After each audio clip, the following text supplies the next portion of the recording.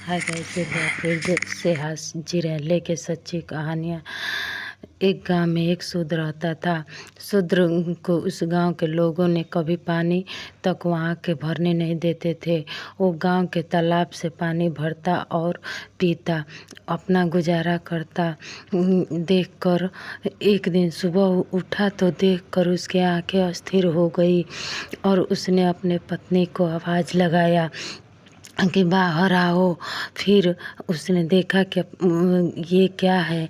उसकी पत्नी बोली, देखो इतनी पत्नी से बोला, देखो इतनी उम्र हो गई है लेकिन आज तक ऐसा नहीं हुआ है कि बिन मौसम कमल का फूल खिला है। कल तक तो यहाँ कुछ भी नहीं था, आज अचानक यहाँ कमल कहाँ से खिल गया। तब उसकी पत्नी बोली, हो न हो यहाँ से बुद्ध इसके पास से गुजरे हैं, हमारे झोपड़ी की लग रहा है। शूद्र ने कहा कि बुद्ध यहाँ से कैसे गुजर सकते हैं, यहाँ झोपड़ी है। और उसकी पत्नी ने कहा कि हमने सुना है कि जहाँ से बुद्ध गुजरते हैं वहाँ फूल अवश्य ही खिलते हैं और यो बिन समय ही फूल खिल जाता है। फिर शूद्र ने सोचा कि फूल का मैं क्या करूं, क्यों न मैं सम्राट को दे दूं, जिसके देने से ये हमको कुछ इनाम मिल जाएगा और कुछ पैसे 150। ये तो फूल बड़ा ही शुभ अवसर पे खिला है, क्योंकि यह फूल बेमौसम है। इतना कहकर सोचा कि मैं राजा को दे दूंगा। तभी देखा कि राजा का स्वर्ण रथ सूर्य के समान चमकता हुआ आ रहा था। स्वर्ण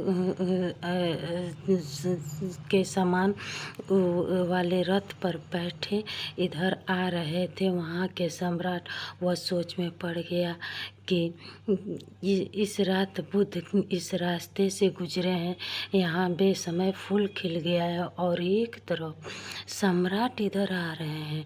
आज तक इस शूद्र के बस्ती में कभी नहीं ये दिन आया है कि यहाँ से कोई सम्राट का रथ गया हो। आज यहाँ सम्राट आ पहुँचे। शूद्र ने सोचा, देखो सब देखा और घबरा गया। यह बोला यह फूल ले आकर मैं आपके पास ही आ रहा था सम्राट। सम्राट ने कहा कि इस फूल के बदले जो मांगो मैं तुम्हें वही दूंगा। यह असमय फूल मैं खुद बुद्ध को चढ़ाऊंगा। वह शूद्र सोच में पड़ गया कि क्या बात है, जो मांगू वो मिल सकता है। वह लालच में पड़ गया और वह सोचने लगा कि क्यों न मैं 1016 रुपया ही मांग लूँ, जिससे कि मैं और भी अमीर बन जाऊंगा। अभी यह सोच ही रहा था कि 1000 रुपया मांगना सही होगा कि नहीं होगा।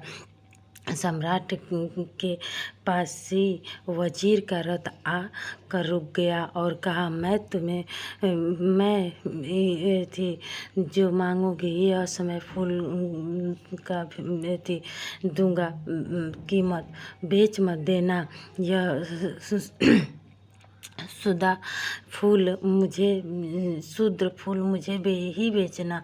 मैं फूल को लेने आया हूँ, मैं तुमसे फूल मांग रहा हूँ, क्योंकि ये असमय फूल मैं खुद ही चाहता हूँ कि बुद्ध को चढ़ाऊँ। यह सोच और जो इसकी कीमत हो शूद्र तुम वह मांग लो। शूद्र ने सोचा कि मैं क्या करूँ, ये तो बहुत ही बड़ी बात है कि आज वजीर खुद मुझसे मुंह खोल के कह रहे हैं कि जो मांगना वो मांग लो, तो मैं क्यों ही ना अपने इच्छा का ही चीज़ मांग लूँ, क्यों न इनसे मैं 2000 रुपया ही मांग लूँ। यह सोचकर वजीर बहुत मन में विचार करने लगा कि अगर मैं 2000 असरफिया पा गया तो यूँ बैठे बैठाए मैं अमीर बन जाऊंगा।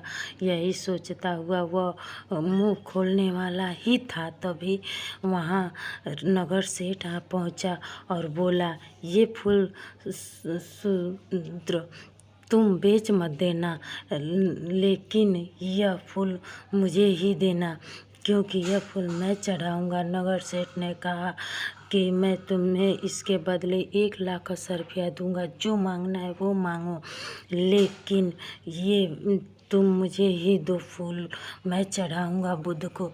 यह बात सुनकर वजीर बहुत चिंतित हो गया। वो सोच में पड़ गया कि मैं क्या ही करूं, मैं किसको यह फूल दूं और किसको ना दूं, इसकी कीमत तो मुझे यूं ही बैठे बैठाए मिल रहा है। फिर नगर सेठ ने बोला, क्या सोच रहे हो, ये फूल तुम जो असमय खिल गया है तुम्हारे झोपड़ी के पीछे, वो मुझे दे दो, क्योंकि मैं चाहता हूँ कि मैं खुद अपने हाथ से बुद्ध को ये फूल भेंट दूंगा। शूद्र ने सोचा कि यह तो फूल बहुत कीमती है, अगर इस फूल को मैं स्वयं शूद्र सोचा कि स्वयं अगर बुद्ध को चढ़ाऊँ तो कैसा रहेगा। फिर नगर सेठ बोला कि क्या सोच रहे हो, मैं तुम्हें 2,000 क्या 2 लाख असरफिया दूंगा, तो मांग लो। शूद्र बोला कि मैं ये फूल बेचूंगा ही नहीं, किसी को नहीं दूंगा यह फूल मैं स्वयं बुद्ध को चढ़ाऊंगा। यह सुनकर नगर सेठ और राजा वजीर बोल पड़े कि ये तुम कैसे चढ़ाओगे, तुम्हारे हाथ का वो भेंट स्वीकार नहीं करेंगे। यह सोचकर बोला, कैसे नहीं स्वीकार करेंगे, उन्हीं ने तो खुद ही, अगर उन्हें स्वीकार नहीं की करना रहता तो मेरे झोपड़ी के पीछे। उसके मुख से ऐसा बात सुनकर सब कोई हैरान रह गया और नगर सेठ ने बोला कि मैं चाहता हूँ स्वयं अपने हाथ तुम अर्पित करो और उनका आशीर्वाद लो, लेकिन तुम्हारे जात पात का भेदभाव भी मिट जाएगा। ऐसा कहकर धन्यवाद बोलकर बातों से लगता है कि बुद्ध ने जैसा किया वह सब बहुत ही बुद्ध ने समाज में कोई कुरीतियों को नहीं सम्मान